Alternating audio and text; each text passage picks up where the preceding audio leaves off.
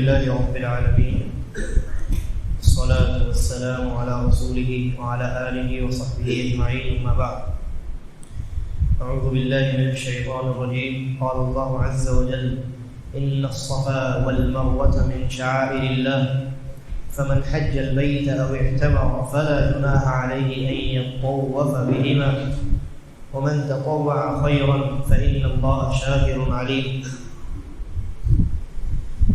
سورۃ البقرہ کی تفسیر کا سلسلہ جاری ہے۔ اس سے قبل کی آیات میں اللہ تبارک و تعالی نے دو چیزوں کا تذکرہ کیا۔ ایک تو یہ کہ اللہ کے راستے میں جو لوگ شہید ہو جاتے ہیں ان کی جو برزخی زندگی ہے وہ بہت اعلیٰ زندگی ہوتی۔ دوسری بات کا اللہ نے یہ تذکرہ کیا کہ انسانوں کو 4 چیزوں سے آزمایا جاتا ہے۔ ایک تو خوف ہے، بھوک ہے، مال میں کمی ہے اور انسان کی اپنی جان ہے۔ ان 4 چیزوں کے ذریعے سے اللہ تبارک و تعالی انسانوں کی آزمائش کرتا ہے کہ یہ انسان مصیبتوں کے وقت اللہ تبارک و تعالی کا ہو کر کے رہتا ہے یا اللہ رب العالمین کے خلاف زبان شکایت دراز کرتا ہے۔ اس کے بعد اللہ تبارک و تعالی نے ان لوگوں کی صفت بیان فرمائی جو مصیبت کے وقت اللہ تبارک و تعالی سے راضی رہتے ہیں۔ کہا الذین اذا اصابتهم مصیبہ، جو صبر کرنے والے ہوتے ہیں انہیں جب مصیبت پہنچتی ہے تو وہ یہ کہتے ہیں کہ ہم تو اللہ ہی کی ملکیت ہیں اور اللہ ہی کی طرف لوٹ کر کے واپس جانے والے ہیں۔ اب اللہ اپنی ملکیت میں چاہے جو کرے، اپنی ملکیت کو آزمائے، اپنی ملکیت کو مصیبت میں مبتلا کرے یا اپنی ملکیت کو انعام عطا کرے۔ تو انسان کی یہ جو رضامندی کی انسان کی جانب سے یہ رضامندی کا جو اظہار ہے یہ سب سے اعلیٰ درجہ ہے، سب سے اعلیٰ درجہ ہے۔ مصیبتوں کے وقت جو ہے وہ انسان کو صبر کرنے کا حکم دیا گیا ہے۔ صبر کرنا یہ انسان پر واجب ہے جب مصیبتیں نازل ہوں، لیکن صبر سے ایک اعلیٰ درجہ ہوتا ہے، رضامندی کا درجہ۔ انسان صبر بھی کرے اور اپنی زبان سے اللہ تبارک و تعالی سے رضامندی کا اظہار بھی کرے، یہ سب سے اعلیٰ درجہ ہے۔ اور مصیبتوں کے تعلق سے آپ جانتے ہیں کہ جن لوگوں کے اوپر اللہ تبارک و تعالی مصیبت نازل کرتا ہے ان کو آزمانے کے لیے، ان مصیبتوں کی وجہ سے ایک تو یہ کہ دنیا میں ان کے گناہ جھڑتے چلے جاتے ہیں۔ تو مصیبت مومن کے لیے کسی بھی اعتبار سے نقصان کا باعث نہیں ہوتی۔ اگر کسی مومن کی زندگی میں، کافر کی زندگی میں نہیں، کافروں کی زندگی میں مصیبت بڑی مصیبت ہے کیونکہ ان کو جو کچھ ملنا تھا دنیا میں ملنا تھا اور دنیا میں مصیبت آ گئی، تو جتنی مصیبت ان کو پہنچے گی اتنا ان کا نقصان ہے۔ لیکن جہاں تک مومن کی بات ہے تو اللہ کے نبی صلی اللہ علیہ وسلم نے فرمایا کہ مومن کو ایک کانٹا بھی چبھتا ہے تو وہ اس کے لیے خیر اور بھلائی کا باعث ہے۔ تو مومن کی زندگی میں جب مصیبت آتی ہے ہر اعتبار سے وہ مصیبت اس کے لیے بہتر ہوتی، یا تو اس کی آزمائش کی جاتی ہے اور اس آزمائش میں جب وہ صبر کرتا ہے تو اس کے اللہ تبارک و تعالیٰ درجات کو بلند کرتا ہے۔ دنیا میں اس کے اوپر مصیبت ڈالی جاتی ہے تاکہ اس کے جو گناہ ہیں، جن گناہوں سے اس نے توبہ نہیں کی ہے، اللہ تبارک و تعالیٰ ان آزمائشوں کی وجہ سے ان کے ان گناہوں کو معاف کر دیتا ہے۔ اسی لیے اللہ کے نبی صلی اللہ علیہ وسلم بیان فرماتے ہیں کہ قیامت کے دن جب حساب کتاب ہو جائے گا تو جو مصیبت زدہ لوگ تھے دنیا میں اور مصیبت پر انہوں نے صبر کیا تھا اور رضامندی کا اظہار کیا تھا اللہ کے فیصلے پر، انہیں جب اللہ تبارک و تعالیٰ قیامت میں بدلہ دے رہا ہوگا تو دنیا میں جو عیش و عشرت میں زندگی گزار کے اللہ کے پاس گئے ہوں گے جو لوگ، وہ ان لوگوں کے انعام و اکرام کو دیکھ کر کے رشک کریں گے اور رشک کرتے ہوئے یہ کہیں گے کہ کاش دنیا میں انہی لوگوں کی طرح ہمیں بھی زندہ آریوں سے چیر دیا جاتا تو ہم بھی اس پر صبر کرتے اور آج ہمیں انہی کی طرح انعام و اکرام سے نوازا جاتا۔ تو صبر کرنا مصیبتوں کے اوپر یہ بڑی فضیلت والا عمل، اسی لیے اللہ تبارک و تعالیٰ نے آگے فرمایا تھا اولئک علیہم صلوات من ربہم ورحمہ، یہی وہ لوگ ہیں کہ جن کے اوپر اللہ تبارک و تعالیٰ کی رحمت نازل ہوتی ہے، اور اللہ رب العالمین ان کا تذکرہ فرشتوں کے درمیان ملأ اعلیٰ میں کرتا ہے، کیونکہ ان کی شان الگ ہے، یہ اللہ کی جانب سے نازل کی ہوئی اس مصیبت پر اللہ سے رضامندی کا اظہار کر رہے ہیں، تو ان کا درجہ بہت اعلیٰ ہے، یہ سب اللہ والے لوگ ہیں، یہ اللہ والے لوگ ہیں، چنانچہ اللہ تبارک و تعالیٰ ان کا تذکرہ، ان کا ذکر اپنے فرشتوں کے درمیان، وہ بھی مقرب ترین جو فرشتے ہوتے ہیں ان کے درمیان کرتا ہے، وَأُولَٰئِكَ هُمُ الْمُهْتَدُونَ، اور یہی لوگ ہدایت یافتہ ہیں حقیقت میں۔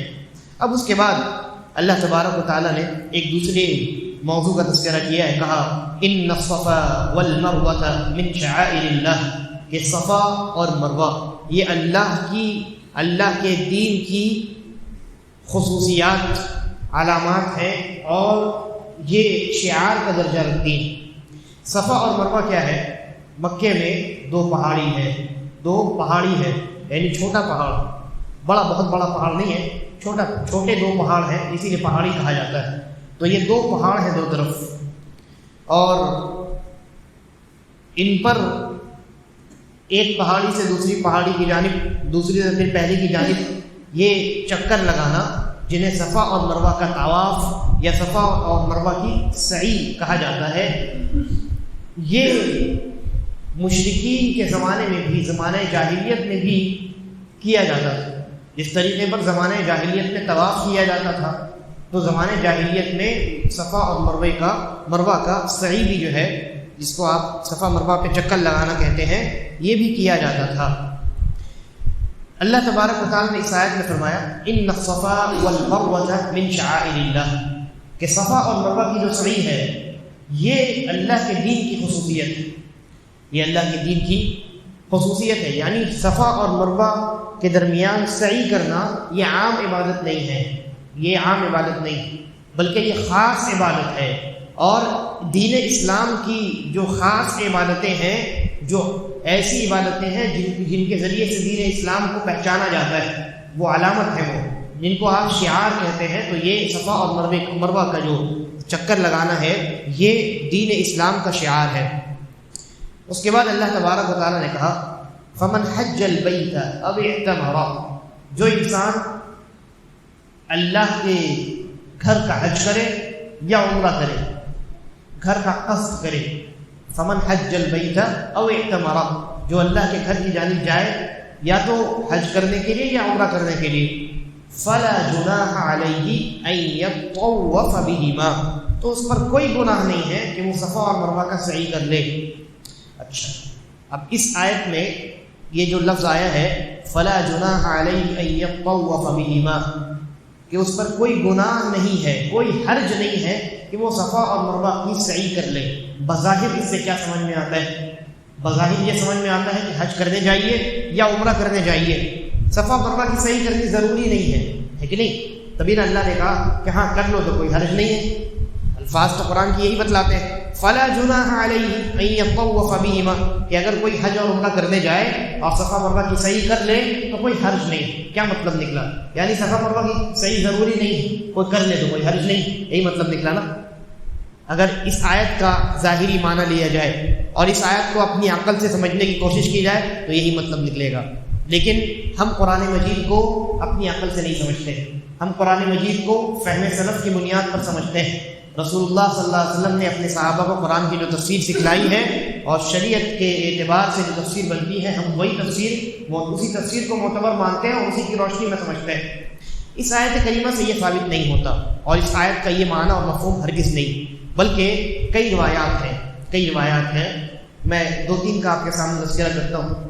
اس آیت کی تفسیر میں پہلی بات جو بیان کی گئی ہے، مفسرین نے لکھا ہے کہ اصل میں کیا تھا، زمانے جاہلیت میں بھی وہ صفا اور مروہ کی سعی کی جاتی تھی اور خانہ کعبہ کا طواف بھی کیا جاتا تھا۔ تو اللہ تبارک و تعالیٰ نے قرآن مجید میں ایک جگہ خانہ کعبہ کے طواف کا تذکرہ کر دیا، لیکن یہ صفا اور مروہ کی سعی کا تذکرہ بھی نہیں ہے، یہ آیت نازل نہیں ہوئی تھی، کیونکہ اسی آیت میں صفا اور مروہ کا تذکرہ ہے۔ دوسری آیت میں اللہ تبارک و تعالیٰ نے وہاں دوسری جگہ ایک آیت ہے، وہاں پر اللہ تبارک و تعالیٰ نے خانہ کعبہ کی طواف کا تذکرہ کر دیا. خانہ کعبہ کی طواف، خانہ کعبہ کا طواف اور صفا اور مروہ کا چکر لگانا، یہ دونوں کام جاہلیت میں کیے جاتے تھے. یہ دونوں کام جاہلیت میں کیے جاتے تھے. اللہ رب العالمین نے قرآن مجید میں تب تک صرف خانہ کعبہ کے طواف کا تذکرہ کیا تھا، تو صحابہ کرام نے یہ سمجھا کہ یہ دونوں ہی کام جاہلیت میں کیے جاتے تھے، ان دونوں کاموں میں سے صرف اللہ نے طواف کا تذکرہ کیا ہے، خانہ کعبہ کا، صفا مروہ کا تذکرہ نہیں کیا ہے. تو اس کا مطلب یہ ہے کہ وہ جاہلیت والا کام ہے. اب اسلام کے بعد صفا مروہ کی صحیح نہیں کی جائے گی، گناہ ہوگا. ٹھیک ہے، کیونکہ اللہ نے خالی طواف کا تذکرہ کیا ہے. تو یہ آیت نازل ہوئی فلا جناح علیہ ان یطوف بہما، کہ نہیں ایسی کوئی بات نہیں ہے، صفا مروہ کی صحیح کر لو تو تمہارے اوپر کوئی گناہ نہیں ہے، کوئی حرج نہیں ہے. یہ فلا جناح ای فلا اثم علیہ، تم پر کوئی گناہ نہیں ہوگا. جو تم سمجھ رہے ہو نا کہ یہ جاہلیت والا کام ہے، گناہ ہوگا، گناہ نہیں ہوگا. یہ مقصد ہے اس آیت. یہ پہلی تفسیر بیان کی گئی. دوسری تفسیر یہ بیان کی گئی اسی آیت کی کہ اصل میں مشلل نام یا مشل نام کی ایک جگہ ہے مکہ کے قریب، مشلل ہی نام غالباً، تو وہاں ایک بت تھا. وہاں جو ہے ایک بت تھا جس کا نام تھا منات. آپ نے سنا ہی ہے منات، عزا اور منات. تو منات نام کا وہ بت وہاں تھا. لوگ جو ہے حج کرنے کے لیے جب آتے تھے تو منات کے نام سے نیت کرتے تھے، منات کے نام سے نیت کر کے آتے تھے. تو جب وہ منات کے نام سے نیت کر کے آتے تھے تو آئے ہیں منات کے نام سے نیت کرنے کے لیے، اب چلے جائیں گے اگر صفا اور مروہ کو صحیح کرنے کے لیے تو یہ تو غلط بات ہو جائے گی. تو جاہلیت کے زمانے میں لوگ منات کی نیت کر کے آتے تھے تو صفا مروہ کی صحیح کرنے کو برا سمجھتے، جو کرتا تھا اس کو ٹوکا کرتے تھے، یہ نہیں غلط ہے مت کرو، تم منات کے لیے آئے ہو منات کے پاس جاؤ. تو جب اسلام کا قانون آیا تو لوگوں نے سمجھا کہ اب پتہ نہیں صفا اور مروہ کی صحیح کا کیا حکم ہوگا، کیونکہ انسان تو حج کرنے کے لیے آ رہا ہے، خانہ کعبہ کی طواف کرے گا، خانہ کعبہ کا طواف کرے گا، صفا مروہ کا کرے گا کہ نہیں کرے گا، کیونکہ اصل مقصد تو خانہ کعبہ کا طواف ہے کہ نہیں، خانہ کعبہ کی زیارت ہے. تو اللہ نے یہاں یہ آیت نازل فرمائی فلا جناح علیہ ان یطوف بہما، صفا مروہ کی صحیح بھی کرو، وہ بھی گناہ کا کام نہیں، گناہ کا کام نہیں، حرج نہیں ہے. یا اس کا یہ مطلب نکال لیا جائے کہ چلو نہیں کرنے سے کچھ چلے گا، یہ مفہوم بالکل ہے ہی نہیں، بلکہ ایک خاص پس منظر میں اس آیت کا نزول ہوا ہے. اور ایک اور روایت بیان کی جاتی ہے، یہ تینوں جو میں بیان کر رہا ہوں علامہ ابن کثیر نے بیان کیا ہے اس کو. تو تیسری جو تفسیر بیان کی گئی ہے وہ یہ کہ صفا پر ایک بت تھا اور مروہ پر بھی ایک بت تھا. اور ایک روایت کے اندر آتا ہے جس میں امام قرطبی نے ذکر کیا ہے کہ اصل میں کیا تھا کہ ایک مرد اور ایک عورت نے خانہ کعبہ کے اندر زنا کر لیا تھا، خانہ کعبہ کے اندر زنا کر لیا تھا ایک مرد اور ایک عورت نے. تو اللہ تبارک و تعالیٰ نے ان دونوں کو پتھر کا بنا دیا، ان دونوں کو پتھر کا بنا دیا. تو قریش نے کیا کیا، ان دونوں کو خانہ کعبہ سے نکال دیا، کیونکہ یہ دونوں سزا یافتہ لوگ تھے، خانہ کعبہ کے اندر ان کو کیسے رکھا جائے. تو ان کو نکال کر کے دونوں پتھر کے بن گئے. ان دونوں کو نکال کر کے ان لوگوں نے ایک کو صفا پہ رکھ دیا اور ایک کو مروہ پہ رکھ دیا. کس نیت سے؟ اس نیت سے کہ لوگ جائیں گے صفا اور مروہ کے پاس تو وہاں جا کر کے وہ ان سے عبرت پکڑیں گے کہ دیکھو ان کو سزا ملی ہے، سزا ملی. یہاں ایک کو رکھ دیا اور صفا پہ ایک کو رکھ دیا، مروہ کو دوسرے کو رکھ دیا، تاکہ لوگ اس کو جائیں تو وہاں جا کر کے ڈریں اور خوف کھائیں اور دیکھیں لوگوں کا زنا کا انجام کیا ہوا ہے. لیکن زمانہ جیسے جیسے آگے بڑھتا گیا یہ جو معاملہ ہے یہ بالکل الٹا ہو گیا. پہلے ان دونوں بتوں کو رکھا گیا تھا اس لیے عبرت حاصل کرنے کے لیے، لیکن زمانے کے مرور کے ساتھ نسل جب تبدیل ہوئی تو یہ کانسیپٹ بھی تبدیل ہو گیا اور آخر میں جا کر کے لوگوں نے ان دونوں کو معبود سمجھ لیا. لوگوں نے ان دونوں کو ان کی عبادت شروع کر دی گئی. صفا پہ جو انسان جاتا وہاں اس رکھے ہوئے پتھر کی عبادت کرتا، وہاں اس کو ٹچ کرتا، چھوتا. پھر مروہ پہ جاتا تو وہاں بھی اس کی عبادت کرتا، وہاں ٹچ کرتا، اس کو چھوتا. تو یہ معاملہ ہو گیا. اب جب اسلام آیا، حج اور عمرے کو اللہ کے نبی صلی اللہ علیہ وسلم نے مشروع قرار دے دیا شریعت کی روشنی میں، تو اب صحابہ کے ذہن میں یہ اشکال پیدا ہوا کہ وہاں تو دو بت رکھے ہوئے تھے، تو یہ تو جاہلیت والا کام ہے. اب خانہ کعبہ کے طواف کا تو حکم ہے، لیکن کیا صفا اور مروہ کی صحیح کی جائے گی یا نہیں کی جائے گی؟ کیونکہ یہ تو بتوں کی وجہ سے لوگ جہاں جاتے تھے وہاں جاتے تھے، ہے نا. تو اسلام کے آنے کے بعد کہیں صفا اور مروہ کا جو طواف ہے، چکر لگانا، یہ کہیں گناہ تو نہیں ہے؟ اللہ نے کہا نہیں، گناہ نہیں۔ اللہ نے کہا فلا جناح علیہ، ای فلا اسم علیہ، اسم کہتے ہیں گناہ کو، تو اس کی تفسیر میں یہی لکھا گیا فلا جناح، کوئی حرج نہیں ہے۔ حرج کا معنی یہاں پر گناہ ہے، یعنی تمہارے اوپر کوئی گناہ نہیں ہے تمہارے اوپر۔ تو اس معنی کو بیان کرنے کے لیے یہ آیت نازل ہوئی، ورنہ خانہ کعبہ کی طواف کی طرح صفا اور مروہ کی سعی یہ بھی رکن ہے، حج کا پلر ہے۔ بعض علماء نے اس کو واجب بھی قرار دیا ہے۔ واجب اور رکن میں تھوڑا سا فرق ہوتا ہے کہ رکن کے چھوڑنے سے پوری عبادت ہی باطل ہو جاتی ہے، اور واجب کو چھوڑنے سے اس کا کفارہ دیا جاتا ہے، دم دیا جاتا ہے بہرحال۔ تو لیکن صحیح بات یہ ہے کہ یہ رکن ہے، خانہ کعبہ کے طواف کی طرف صفا اور مروہ کی سعی جو ہے یہ بھی رکن ہے۔ تو یہ اس کی رکنیت اپنی جگہ ثابت ہے۔ اس آیت سے بس اتنا اس کانسیپٹ کو کلیئر کرنا مقصد تھا کہ یہ مت سمجھو کہ جاہلیت میں جو ہے وہ وہاں بت رکھے ہوئے تھے تو اب اسلام کے آنے کے بعد ان کا طواف گناہ کا عمل ہوگا، ایسا نہیں، یہ مطلب ہے اس آیت۔ تو آپ نے دیکھا اگر ہم وہ سیاق و سباق چھوڑ دیں اور سلف کی تفسیروں کو ایک کنارے رکھ دیں تو کیا ہوگا؟ صفا مروہ ختم۔ پھر کوئی حج کرنے جائے گا تو خانہ کعبہ کا طواف کر کے آ جائے گا، کہے گا نہیں وہ تو ایسے ہی ہے، گناہ ہے، اس میں اللہ نے کہا کوئی حرج نہیں ہے، مطلب ضروری نہیں۔ آگے بڑھتے ہیں تو اس بعد اللہ نے کہا وَمَن تَطَوَّعَ خَيْرًا فَإِنَّ اللَّهَ شَاكِرٌ عَلِيمٌ، اور جو انسان نیکی میں اور زیادہ بڑھے تو اللہ تبارک و تعالیٰ بڑا قدردان ہے۔ اللہ رب العالمین اس کی نیکیوں کی قدر کرنے والا اور اس کا بدلہ دینے والا ہے، اور علیم ہے، بہت جاننے والا ہے۔ یہ اللہ رب العالمین کی دو صفتوں کا اور دو صفاتی نام کا تذکرہ ہوا، شاکر علیم۔ اللہ رب العالمین کا ایک نام ہے شاکر اور ایک نام ہے علیم۔ شاکر ہماری اردو زبان میں شکر ادا کرنے والا، لیکن اللہ رب العالمین شاکر ہے تو کیا ترجمہ کریں گے؟ شکر ادا کرنے والا نہیں بلکہ قدر کرنے والا، قدردان، یعنی ہم جو اعمال انجام دیتے ہیں اللہ رب العالمین ان کو ضائع نہیں کرے گا، ان کی قدر کرے گا اور ان کا بدلہ قیامت میں ہمیں عطا کرے گا۔ اور انسان کے شکر کا مطلب کیا ہے؟ انسان اللہ رب العالمین کے انعام کو اللہ کی طرف منسوب کرے اور اللہ رب العالمین کی حمد و ثنا بیان کرے، اور یہ مانے کہ یہ تمام نعمتیں اللہ ہی کی جانب سے عطا کی گئی ہیں، ہمارا اس میں کوئی دخل نہیں ہے۔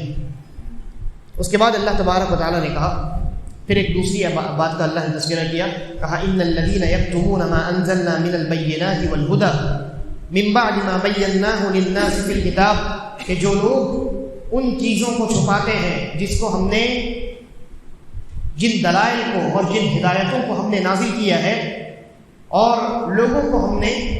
لوگوں کے لیے ہم نے کتابوں میں جن کو بیان کر دیا، جو لوگ ان چیزوں کو چھپاتے ہیں۔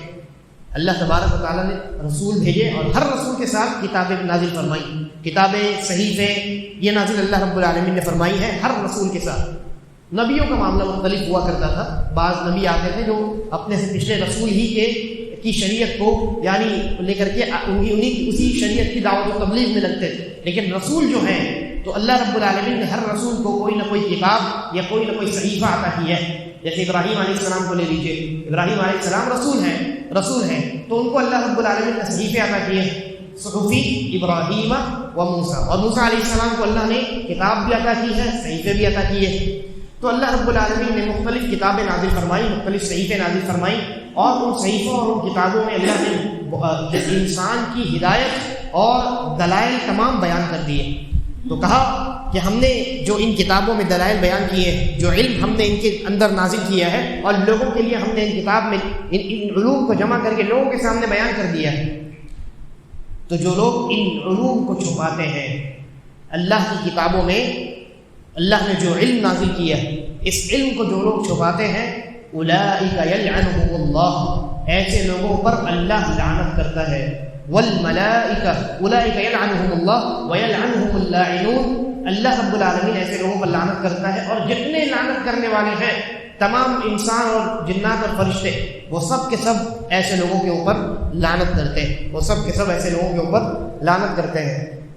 یہاں اصل میں علم کو چھپانے کی وعید سنائی گئی، علم کو چھپانے کی وعید سنائی گئی ہے کہ انسان کے پاس اگر علم ہے تو اگر وہ اپنے اس علم کو ضرورت کے وقت چھپاتا ہے، اس علم کو ضرورت کے وقت بیان نہیں کرتا، ضرورت ہے کہ اس کا علم بیان کیا جائے، لیکن وہ نہیں بیان کرتا ہے، چھپا لیتا ہے. تو ایسے لوگ اللہ رب العالمین اور تمام لوگوں کی لعنت کے مستحق. لعنت کا معنی کیا ہوتا ہے؟ لعنت کا معنی ہوتا ہے اللہ کی رحمت سے دوری. تو جو لوگ علم والے ہیں ضرورت پڑنے پر بھی اپنے علم کو چھپائیں، ایسے لوگ اللہ رب العالمین کی رحمت سے دور رہیں گے. اور دور رہنے کی، اللہ کی رحمت سے محرومی کی دعا تمام کے تمام لوگ کریں گے. ایسے لوگوں کی تمام انسان، جنات، فرشتے، سب کے سب. بلکہ علماء نے یہاں تک لکھا ہے، جو یہاں ایک تو اشارہ ان لوگوں کی طرف ہے جو یہودی اور نصرانی، جن کی کتابوں میں اللہ نے رسول اللہ صلی اللہ علیہ وسلم کی صفات کا تذکرہ کیا اور انہوں نے جاننے کے باوجود نہیں بیان کیا، چھپا لیا. تو ایسے جو یہودی نصرانی ہیں یہ اللہ کی لعنت کے اور تمام لوگوں کی لعنت کے مستحق ہیں. تو تمام لوگوں نے مفسرین نے بیان کیا، تمام لوگوں میں خود کافر بھی شامل، خود کافر بھی شامل، یعنی کافروں کی لعنت بھی کافروں کے اوپر ہوتی ہے، جیسے بقیہ تمام مسلمانوں کی لعنت کافروں کے اوپر ہوتی ہے. اور اس کے علاوہ بھی کئی مقامات پہ اللہ نے اس کا تذکرہ کیا ہے کہ آپ دیکھیں کہ جنت میں، جہنم میں جب لوگ جائیں گے، جتنے کافر ہیں جب جہنم میں جائیں گے تو وہ آپس میں ایک دوسرے پر لعنت کریں گے، وہ آپس میں ایک دوسرے پر لعنت کریں گے. جو سردار قسم کے لوگ ہیں ان کے اوپر لعنت کریں گے ان کے متبعین. تو دونوں کے دونوں کافر ہیں. لہذا ان کافروں پر جو اللہ رب العالمین کی نازل کردہ علم کو چھپاتے ہیں ان کے اوپر اللہ کی لعنت بھی ہوتی ہے اور تمام لوگوں کی لعنت ہوتی ہے. اور ان لوگوں میں آج کے زمانے کے وہ علماء بھی موجود ہیں، وہ علماء بھی شامل ہیں جو اپنے علم کو ضرورت پڑنے پر چھپاتے ہیں.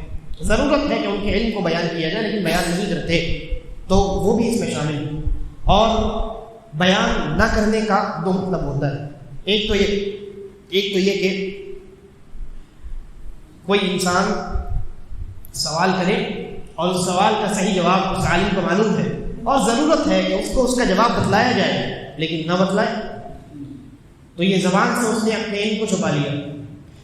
اور علم کو چھپانے کا ایک دوسرا مطلب بھی وہ یہ ہے کہ کوئی انسان جانکار کسی دوسرے انسان کو کسی گناہ کا ارتکاب کرتے ہوئے دیکھے، اس کو معلوم ہے، علم ہے اس کے پاس کہ یہ عمل گناہ والا عمل ہے، لیکن اس کو اس کے عمل پر نہ ٹوکے، یہ بھی علم چھپانا ہے، یہ بھی علم چھپانا ہے. لہذا جتنی باتیں ہم بنیادی جانتے ہیں کہ شراب پینا حرام ہے، سگریٹ پینا حرام ہے، چوری کرنا حرام، سود کھانا حرام، دوسروں کا مال ہڑپ لینا حرام ہے، چاہے کسی بھی طریقے سے ہو، چاہے آپ سامنے سے اس کا بٹوا مان لیجئے یا اس کے اکاؤنٹ پہ ہیک کر کے اس کا پیسہ چھین لیجئے، سب کی سب ڈکیتی ہے.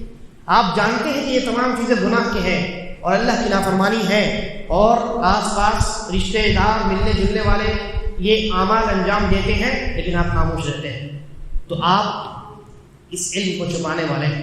اگر اس نے جہالت میں یہ کیا ہے، جان بوجھ کر کیا ہے تو پھر وہ پکڑ ہوگی اس کی. لیکن اگر جہالت میں اس نے کیا ہے اور آپ کے پاس علم تھا کہ یہ گناہ ہے اور آپ نے نہیں ٹوکا تو پکڑ آپ کی ہوگی. جیسے نماز کے عام طور سے یہ تمام چیزیں تو واضح ہیں، یعنی شراب پینا وغیرہ، یہ چوری کرنا اور یہ تمام چیزیں گناہ ہیں، یہ سب جانتے ہیں. ایک نماز ہے، نماز کے بارے میں لوگوں کے درمیان بڑی غلط فہمی ہے.